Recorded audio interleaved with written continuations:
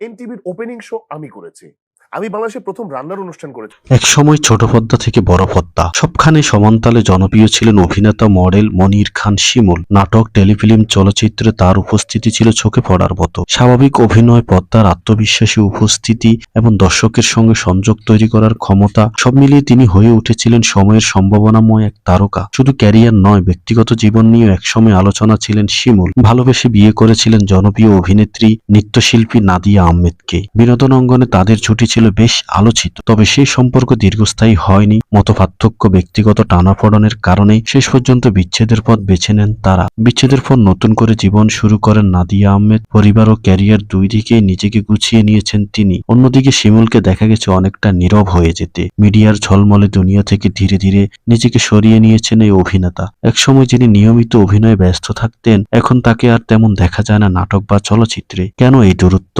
এ প্রশ্ন ঘুরপাক খাচ্ছে ভক্তদের মনে। কেউ বলছেন ব্যক্তিগত জীবনের প্রভাবই তাকে আড়ালে নিয়ে গেছে, আবার কেউ মনে করেন মিডিয়ায় প্রতিযোগিতা পরবর্তীতে ধরা হয়তো তাকে পিছিয়ে দিয়েছে। তবে শিমুল পুরোপুরি হারিয়ে যাননি এমনটাই মনে করেন অনেকেই। তিনি হয়তো আড়ালে থেকে নিজের মতো করে জীবন কাটাচ্ছেন, কিংবা উপযুক্ত সময়ের অপেক্ষায় আছেন নতুন করে ফিরে আসার জন্য। বিনোদন জগতে এমন হারিয়ে যাওয়া তারকার গল্প নতুন নয়, তবুও দর্শকরা ভুলে যায় না তাদের প্রিয় মুখগুলোকে। মনির খান শিমুল তেমনই একজন, যার ফিরে আসার অপেক্ষায় এখনো আছেন অনেকেই।